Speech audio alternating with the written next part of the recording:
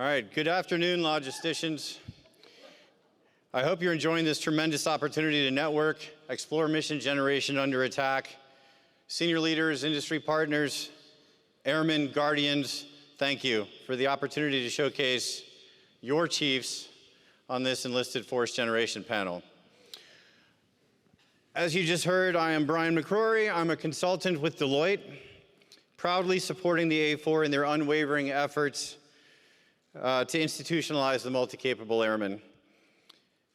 The idea is to institutionalize a mindset to support agile combat employment. I've been fortunate to see the development of this concept from its inception, and I'm excited to see where it's come in the time that I took off. I now proudly introduce our panel today, Chief Master Sergeant Jason Sells, the A4 Senior Enlisted Leader, and the MCA Tier 3 Chairman. Ooh. Chief Master Sergeant Rob Berrier, the A4L Senior Enlisted Leader, and Chief Master Sergeant Rey Schultz, Command Chief for the 635th Supply Chain Operations Wing. And without further ado, could you each take a few minutes to introduce yourselves with opening remarks? Hey, good afternoon. I'm Chief Berrier. As Brian said, the A4L Senior Enlisted Leader and Ground Transportation Career Field Manager. I've got the awesome opportunity to wear two hats up at A4L, sitting as General Hurry's advisor on OT&E, policy, and force development, impacting our munitions maintenance and logistics readiness career fields. And for us, that covers about 200,000 folks. So our prime role is to ensure that the largest manpower footprint supporting warfighters is ready to go and ready as we can be. Thanks, Brian. Thank you. So Chief Rey Schultz, Command Chief of the 635th Supply Chain Operations Wing. Soup. There we go. All right. So I've been in the position for about almost 2 years. Coming up in June, I'll be here for 2 years. And talking about a completely different organization than I expected. I did come in as supply long ago, far away, and did that for about 10 years before I cross-trained over into cyber. So I've been doing that ever since, and I will tell you, I didn't know what AFPET was. I didn't know what VSCOS was. I didn't know, even being in supply, I didn't know what a lot of the things that we do. So it's been eye-opening, I think would be a good way to put it. But just to get to see all of the different things that we're doing and how we're impacting operations and supporting the warfighters has been amazing. Yeah, so Jason Sells, been sitting in the position as the SEL now for a little over a year. In my spare time, I enjoy being thumped in the face for MCA and briefing our senior leaders out there, so that's what I like to do in my spare time. But this is great. Last year was up here with a fireside chat with General Miller and General Berry, and it was great to be up here and LOA, offering that opportunity. And this year, now they put us up on the main stage. And the difference is I don't have General Miller and General Berry up here to be able to pull me back by the collar when we get out of hand. So you're going to get off the cuff from the Chiefs when we get into this. So, Awesome. Thanks, everybody. Really appreciate it. We're going to go right into our first question, and I'm going to ask all three of you to answer the same question through your different lenses. Our airmen have been providing a lot of feedback about MCA. Specifically, MCA just means, quote, do more with less. And, quote, we're devaluing our technical expertise. Chiefs, what message do you have for our LOA audience when we hear these comments, starting with Chief Berrier?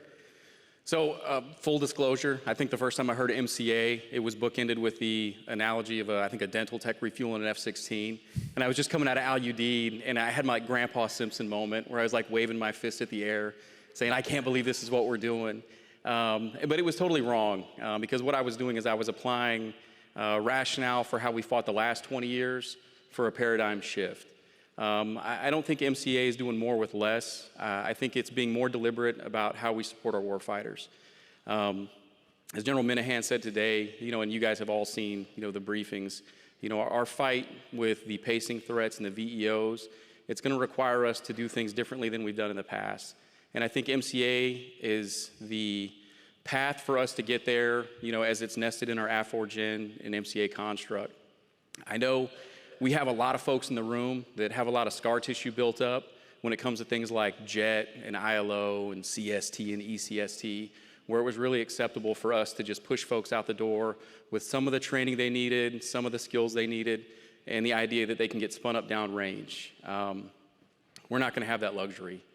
We have to be able to prepare our airmen using the binning, that we have in front of us, and using the resources and the innovative thoughts that our airmen at the field have.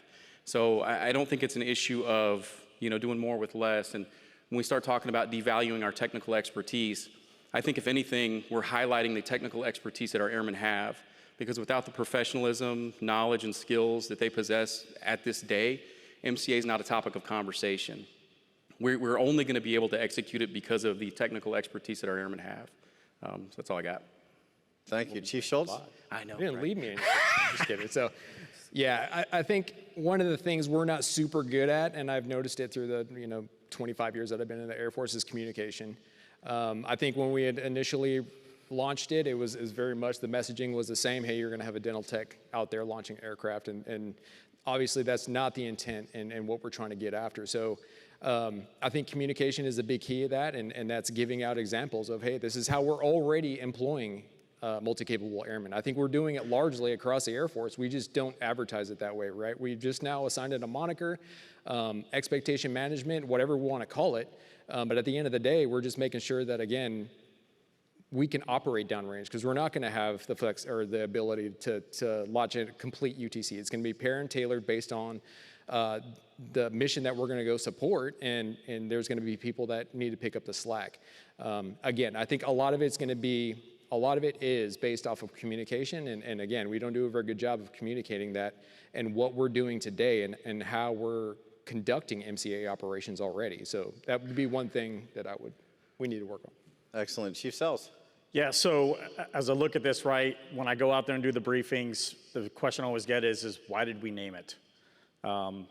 This is airmen, right? This is what we're doing out there.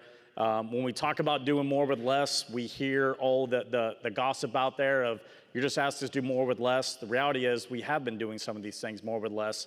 And when we look at this and we look at the high-end fight and these multidisciplinary teams are going to get out there at a contingency location or at a spoke, the airmen that are saying you're just asked to do more with less are probably not the airmen that we're looking for to go operate at those locations. The challenge comes in here is that we are asking airmen to take on more acceptable risk, take on more tasks in order to be able to execute that mission when we move forward. At the same time, right, when you look at why do we have senior master sergeants and chiefs? When Military Pay Act of 1958 happened, that's when the super grades were created. We're up here as chiefs and seniors because we don't have warrant officers in the Air Force. We are your warrant officers. And so to grow that technical expertise, we have to find that balance between getting after the high-end fight, developing those additional skills to be able to make us more resilient, but also maintaining that expertise so that we're not just there as advising commanders when we talk about the human side of it, but also the technical aspects as we go further.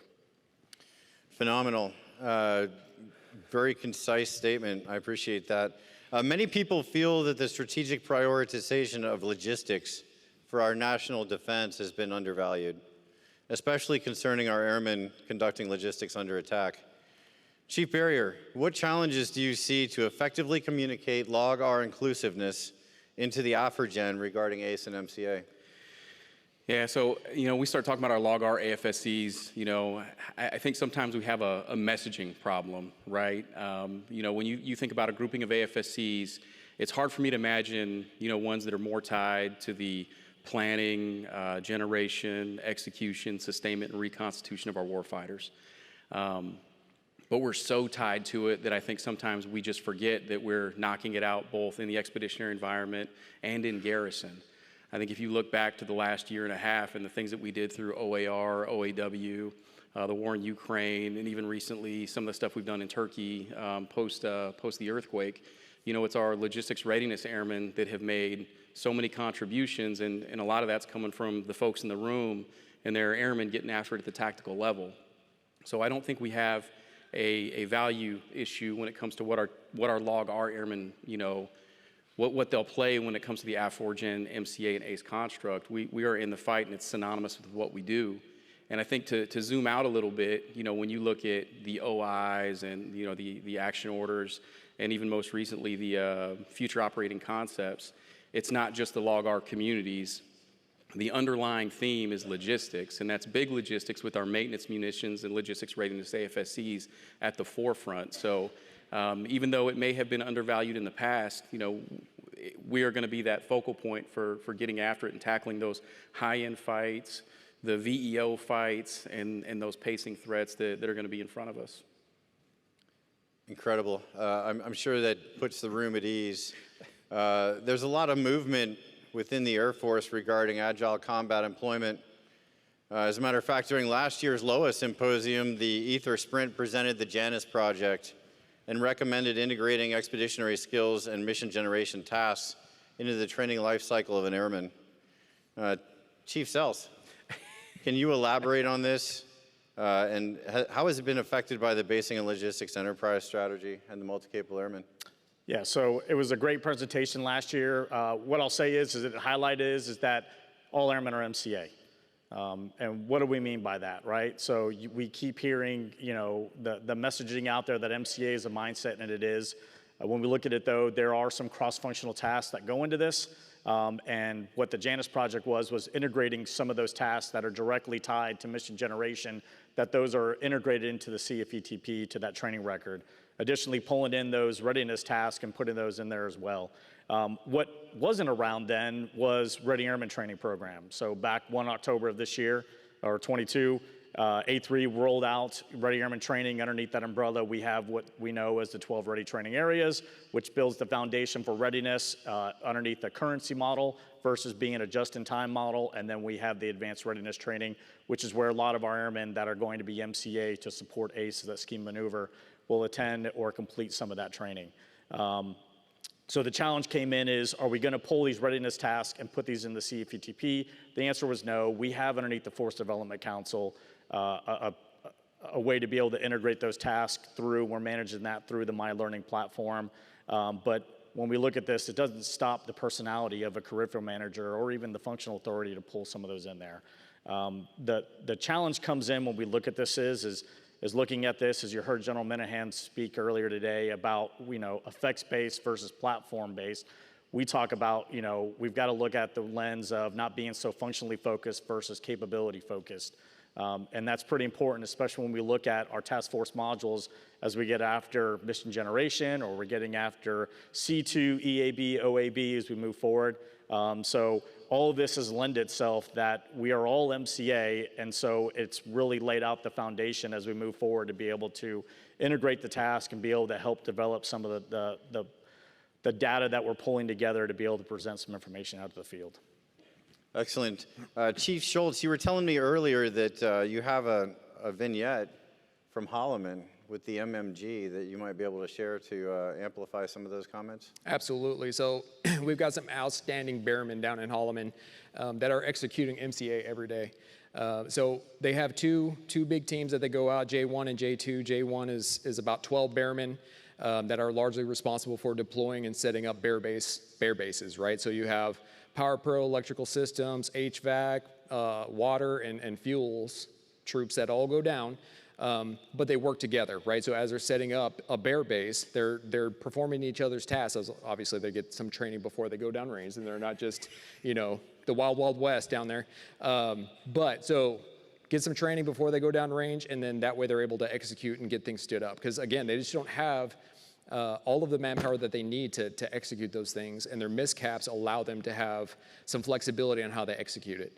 The J2 teams are very similar, only it opens the aperture a little bit in terms of, so the J2 teams are responsible, nine bearmen go out the door and they're setting up LAMs, right? LAMs and aircraft shelters. So they have the opportunity to bring in other FSCs, whether that's 2Ss, whether it's 2Gs, 2Ts, whoever happens to be on the ground at the time has an opportunity to help them set up these large shelters. Because again, it takes a lot of manpower to make these things happen, but they do it effectively. Again, there's just a small just-in-time training that they get before they roll out the door, so they can operate effectively as a team and no one is getting hurt. And I think that's the key to this. That's excellent. And I did run into the leadership team from Bear Base earlier today, so they're here. If you run into them, ask them questions about it. Yep. Bear Base.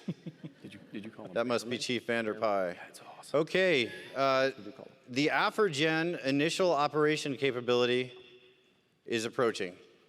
1 October 23, 24-1 is going into its available phase. And I know there's a lot of questions about AFRIGEN training and certification. Chief Schultz, I'm going to pick on you again. What are some of the things that the 635th Supply Chain Operations Wing is doing to facilitate mission generation? Oh, we've got several things that we're working on. So first, we had to lay the foundation, especially rolling into AFRIGEN 24.1.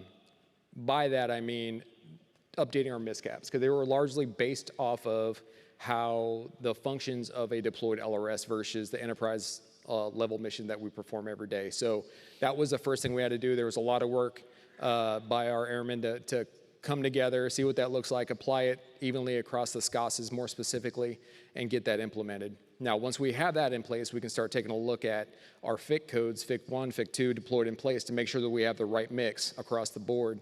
Because what we don't want to do is overpromise to the force elements, right, or the phases, and then we can't conduct the enterprise level missions that we do back at home station. Otherwise, you know, a lot of bad things happen. So those are the two big things that we're working to, again, to make sure that we're posturing our forces and getting ready for AFRIGEN 24.1. Now, as far as the training and exercise piece, we are also engaged with AMC for Exercise Mobility Guardian.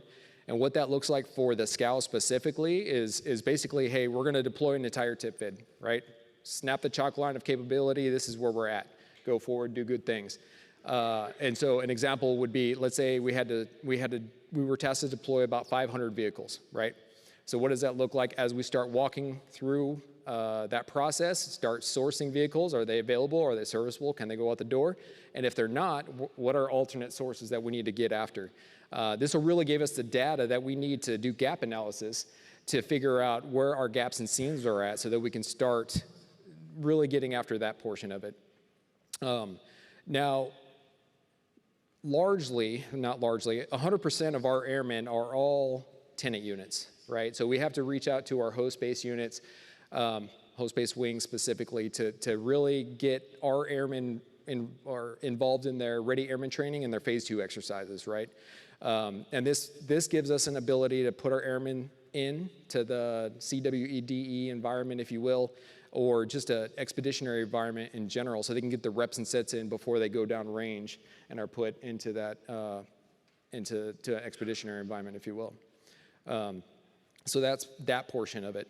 We're also obviously cyber domain is a big thing, right? And it's closest to my heart. It's not because I've got a cyber badge over it, but we understand that data defense is going to be a huge part of that fight, right? So what we did is partnered with the ILSS PMO down at Gunner and asked them to build us a training environment with a handful of Sarans so that we can train our airmen on what to look like or what to look for when there's significant data changes, right? Let's say there's a whole bunch of shipments, a whole bunch of FCSs, a whole bunch of, you name it, that are going on. How do we find that? How do we mitigate it? And how do we get out in front of it? So that gives us an opportunity to do that without being on the operational network, which is huge. And then the other side of it is ever since January timeframe, we started rolling out doing degraded operations exercises with a lot of the different LRSs. We're targeting 249. I think we're about to 51% of that. But basically, that's a, hey, how do we operate in a cyber contested and congested, that's a mouthful, environment while still being able to operate, right? So we're talking about ILSS being down. In some cases, we're even rolling in CMOS. We can't ship or bring in cargo. What does that look like? Because it's a very real possibility in the next fight.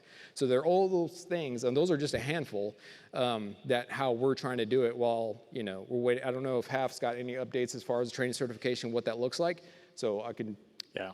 So 2 months ago, a lot of your colonels and chiefs that are in the room here came up there. So the A3 stood up a couple of operational planning teams, and they are still ongoing today as we get after this. So here in the next month, what the field will be looking for is there's going to be a few fragmentary orders that come out, some fragos to be able to support that have come out from the A3 that will have AFRIGEN training and certification and also ACE training and certification.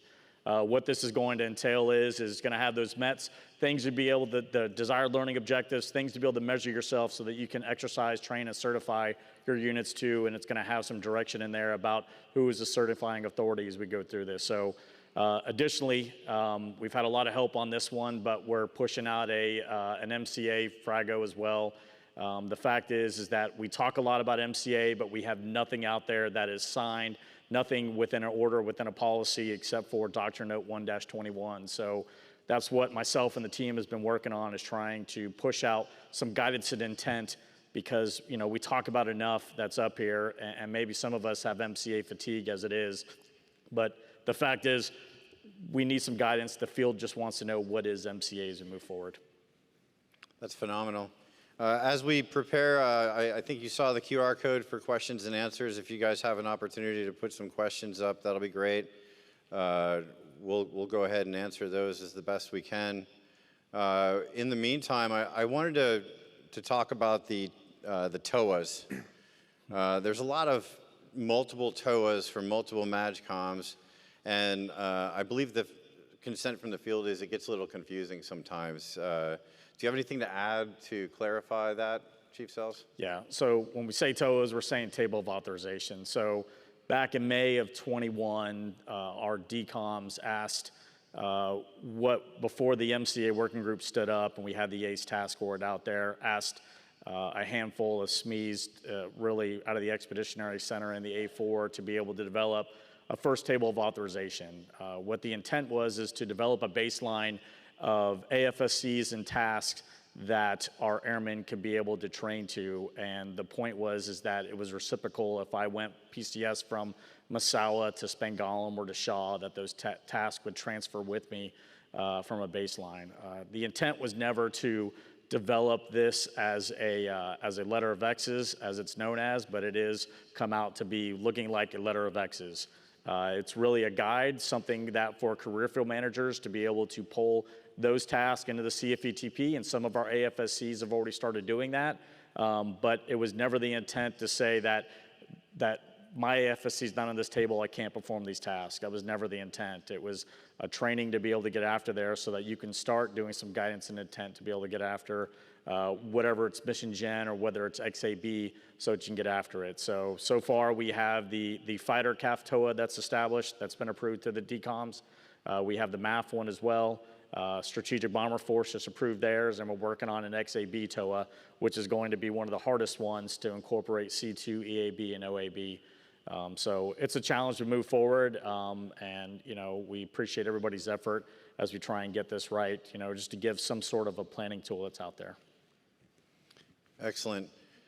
Another common question from the field is incentive, right? Are there going to be added incentives for the additive training or the additive workload across the multiple career fields? Chief Berrier, do you have anything to add on that? As far as incentivizing it, monetarily, probably not, right? That's a different conversation, for our AFPC teammates.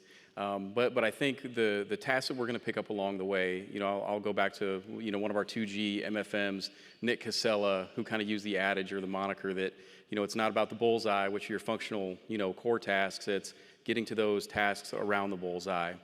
And that's what kind of, in my opinion, what best represents, our MCA construct. It's not getting so far away from what we do that we open it up for risk and, we endanger our airmen or the folks around us. And again, I don't know that that's fully, something that we, can call an incentive, but having airmen that are picking up those additional skills along the way, it's going to be a force multiplier for when they get downrange, or even when they're at home station, when they're covering down for the folks that are gone, being around, being available, adding those capabilities to their skill set. It's going to make life, I won't say easier, but it's going to make the tasks that we tackle on a day-to-day basis a little bit more consumable, when things do get tight. So again, not necessarily a monetary incentive, but it's an operational incentive that is going to lead to that decentralization of, command and decision at the tactical level. And it's going to hopefully, motivate our airmen to continue to get after it on behalf of what those commanders and leaders at the tactical level are asking of them. Excellent. Chief Schultz, as a command chief, have you had this conversation with some of your airmen? Have they come to you with these with these questions? For the monetary piece of it? Yeah, or just any incentive. I'll be honest, I don't think so. And again, I think it just depends on the culture of the organization. So MMG, again, I'm going to keep using them as an example because they're amazing. Is you go down to Holloman, and Holloman being Holloman, right? Great. There are some of the most motivated airmen that I've talked to in a while, right? And it's because of the culture and the mission that they get to do day in and day out. Sure, some of it's not always amazing. Tearing down a UTC and counting every single nut and bolt isn't the best necessarily 100% of the time. But when they get to see things like when we supported OAR, right? They had an opportunity to set up Tent City down at Holloman, to really get to see what they were doing and how they were generating mission, if you will, by providing a shelter for the people that were coming in. So being able to paint those pictures and show them, again, examples of the things that they do day in and day out and how they can come together as a team to make things happen is their reward, right? And they see that and they internalize it. Again, and you can see that, and it's evident by just the morale that they have, the pride that they have in their unit. It's, like I said, it's amazing. Excellent. Yeah, let me add on to that Yeah, real absolutely. quick. So I think when we look at this, right, so I'll say this speaking from the MCA working group. So we're at MCA 1.0. The coming in there with the incentivizing or the talent management piece into there, we're not there yet, right? We're just trying to be able to scope and scale something that is palatable, that is executable out there for the field. I think the one thing that we also miss is the intangibles behind this. So this is cross-broadening, right? This is cross-functional when you go into there. So if we all think that when on the enlisted side that we're always going to continue to do our core function throughout our career, we're wrong, right? And so especially when you look at an LRS, look at all those AFSCs that roll up to go be that squadron SCL, having these cross-functional, that cross-broadening experience absolutely helps you understand and be able to advise that commander and that DO and that unit there based on, because you've now been exposed and you have that experience in there. So the intangible piece is what the benefit that we're going to see right now. It's that talent management piece that we go along with that later on with assignments. As we see this, as we roll through the average and cycle, those are the things we talk about. And obviously there's always special duty assignment pay. But right now we're just not there yet when we look at the monetary portion of it. Excellent. Chief Berrier, how can we expect to manage time and resources at the local level, at the unit level, between commanders and supervisors with the expectation that there is going to be more training and we have to try and codify what proficiency looks like in garrison? Yeah, so I mean, it's going to be a deliberate effort, right? And it's not an effort that just happens at the installation level. This is where the CFMs have to be involved in what we're asking our airmen to do, with the understanding that there's a sacrifice at the installation level that we're asking the units to pay. So one, it has to be value added, it has to be relevant, and it has to be applicable. If we can't get those three things knocked out, we don't want to waste your time, we don't want to waste your airmen's time, because that's time we can't get back. As Chief Sells talked about, the rollout, certain areas we could have tightened up. But when we talk about what we're doing for MCA, most of the tasks that we're knocking out, downrange, or most of the things we're doing, these are things that we generally do anyway. We just don't codify it. We don't institutionalize it. Our folks just get out there and get after it. As we talk about OAR and OAW, I'm a 2T1 CFM. There was a lot of buses, moving, OAR, OAW personnel, and probably about half of them weren't 2T1s doing it. It was airmen from those other AFSCs that were getting out behind the wheel and supporting that massive humanitarian lift. And it wasn't skills that we prepared them for. They just got in and did it. So with the TOA, with the things that the MAGCOMs are doing, being deliberate about what we say we need our airmen to do, and not having a bunch of ancillary tasks that aren't going to be applicable, that's how we recoup that time. That's how we recoup those resources. We just have to be deliberate and even-keeled across the board and ensure that we're maximizing the time that our folks are putting into it. Would you like to add something to that, Chief Sells? Yeah, so this is tough. And so all the feedback that we receive, we don't have enough time. I look at, especially on our Guard and Reserve partners that are out there, this is a challenge, right? Especially when we talk about a traditional or drill status guardsman. The thing that we have to talk about too is what are we going to stop doing, right? A lot of these airmen that are gearing up to be part of these multidisciplinary teams to be able to get after this, are these the ones that are going to stop doing the additional duties that are out there so they can focus on the operational mission?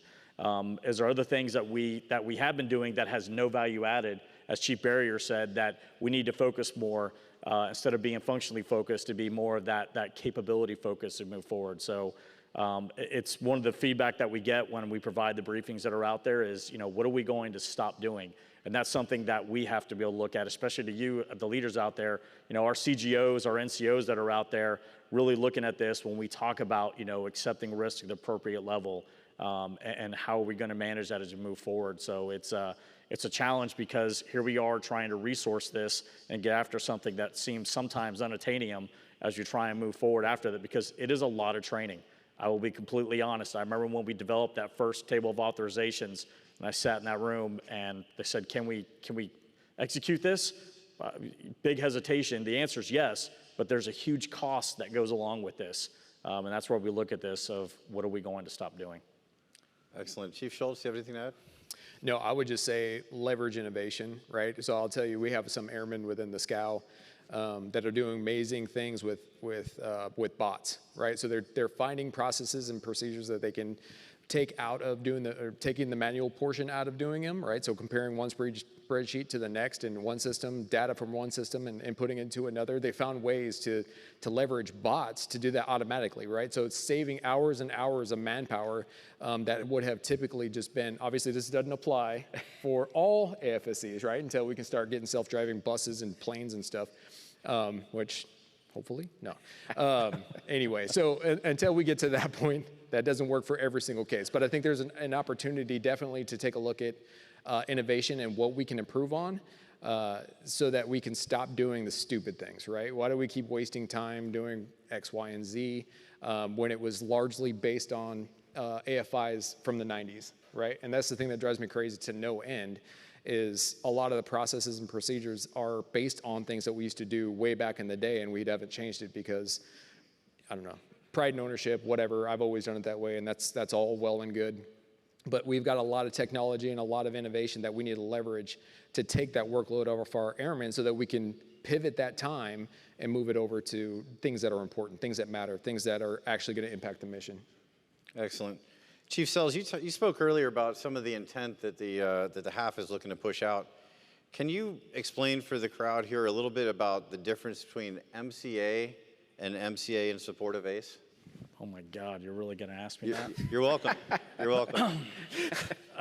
Interesting. So I would rather be back on the flight line loading nuclear weapons than having to be able to scale this out. That's how big of a challenge this is.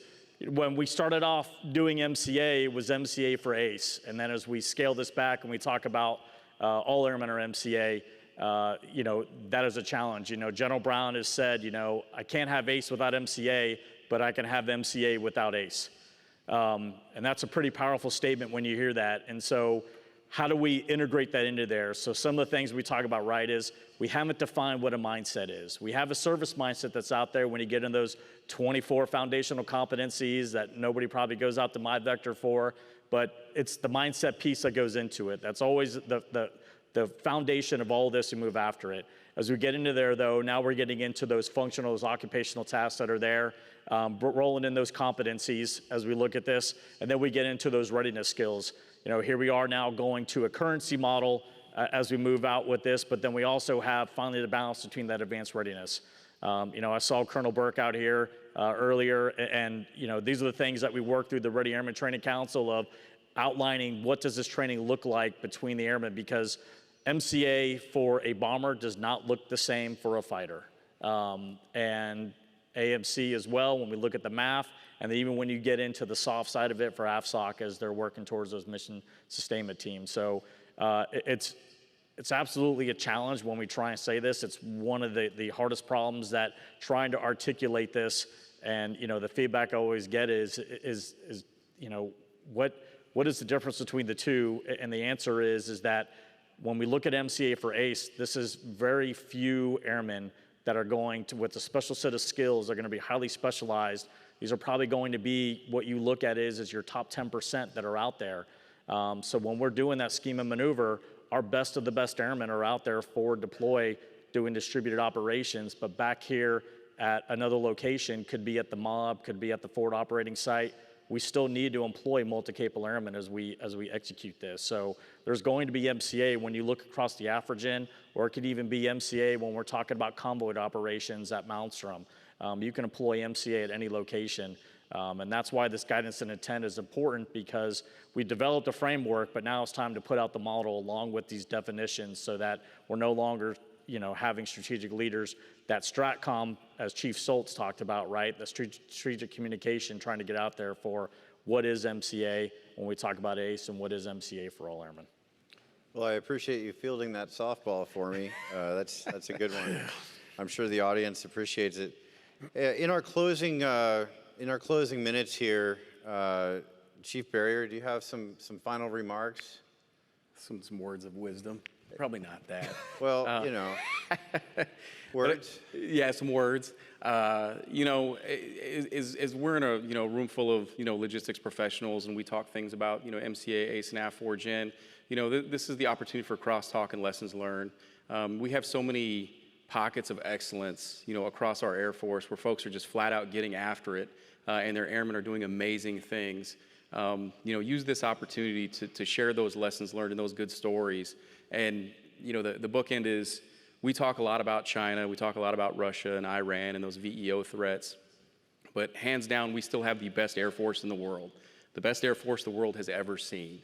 And we need to ensure that we're reminding our airmen, our young airmen, that it's not all gloom and doom, that again, we are the superior air power, and it's them that make it happen, and with your leadership in the field. So continue to beat the drum and push that message. Remind them of the good stuff they're doing and the good stuff they'll continue to do regardless of what the fight looks like. Chief Schultz, I know you have words of wisdom. I have words. All right, so I just want to say there is a lot of things that are going on right now, whether it's AFRIGEN, whether it's ACE, whether it's MCA, whether it's my eval. Too soon. Too soon. All right. So no, there's just a lot of things going on right now, and what we need more than anything, I think, is leadership. And by that I mean leadership that is going to go in and explain the why of what we're doing. Right. So again, it comes down to the communication piece and building the culture of, so everybody understands the direction the Air Force as a whole is heading to. I know it's easy to get caught up in, especially you use AFRIGEN as an example of MAFRIGEN, CAFRIGEN, SOFRIGEN, pick whatever MAGCOM that you're assigned to, that you have your own version of it. But what we need now is leaders that understand the direction that we as a whole, right? So it's starting at the NSS, down to the NDS, down to the NMS, down to the OIs, down to the action orders, all of those things, understand what each of those, what our directives are, and how they nest within each other, and make sure that all of the things we're doing are aligned to that. Once we do that, then we're heading in the right direction, right? And then once we're heading in the right direction, we need to make sure that we're communicating that to the lowest level of our airmen, right? So obviously you're not going to go and say, hey, let's all sit down and we're going to read the NSS together and talk about it to your A1Cs. But at a minimum, we need to understand exactly what those documents mean, how they apply to our units, whether it's at the flight squadron or whatever, and communicate those so that, again, the airmen understand the why. And we all know that once they have that, they can get after it. I've seen many instances where airmen were angry because they had to do a task, but they didn't know why, right? And once we explained, okay, well, this is why we're doing this. Oh, well, why didn't we just do it this way? And they're like, well, damn, you're right. Why didn't we do it that way? So it's explaining the why, getting their buy-in. Maybe they have a better way of doing it. I can guarantee they have a better way of doing it because we've all, well, not all of us, but we've all been in for longer than a few decades. So I'm just saying, leadership, and that's the only way we're going to be able to get after it. We got some wicked problems coming. Chief Berrier rattled off a few of them, and they're not going to stop, right? So leadership is where it's at, and you guys are there. You are the ones that are going to make the changes that we need to do and motivate and get our airmen marching in the same direction so that we can be no kidding. So that's our deterrent. Phenomenal. Now, the leader of the MCA free world, Chief Sells, thanks for everything you've done for our Air Force in this duty. I know it's been an arduous task, but what closing remarks do you have for the audience? It's not easy because I put myself in your shoes. I think about being, Airman Sells, Staff Sergeant Sells on the flight line, and it's a pretty exciting time, but also an unknowing, of are we getting after the right thing? So what I tell you is we owe you the guidance and intent. That has been my main focus, especially out of these operational planning teams, is to get you the guidance and intent that you need so that we are all moving in the same direction. I don't want to be the single point failure for MCA when we get after this, and that nobody's out there trying to just reference a briefing that we put together. You need some sort of guidance and direction, and that's what we want to be able to provide out there. Also, on top of this, I definitely want to be able to thank LOA for putting this on and allowing us to be able to be in the main stage. This is a great opportunity, and I've expressed to the chiefs of how awesome that this is, that being up here and talk about something, because MCA is a culture shift. It is something that gets very emotional when we talk about it. We were just in the last panel over there with the CR when they were talking about accelerating MCA, and you could feel the frustration, the tension in the room when some of the questions were up there. So we know you owe it, and we want to be able to deliver to you, so just know it's coming here within the next couple months. Awesome, thank you. I'd like to take a moment to thank my Deloitte teammates for giving me an opportunity to continue to serve our airmen post-retirement and to continue to support these great gentlemen up here. So if you could all give me a round of applause for them, please make sure you look them up later.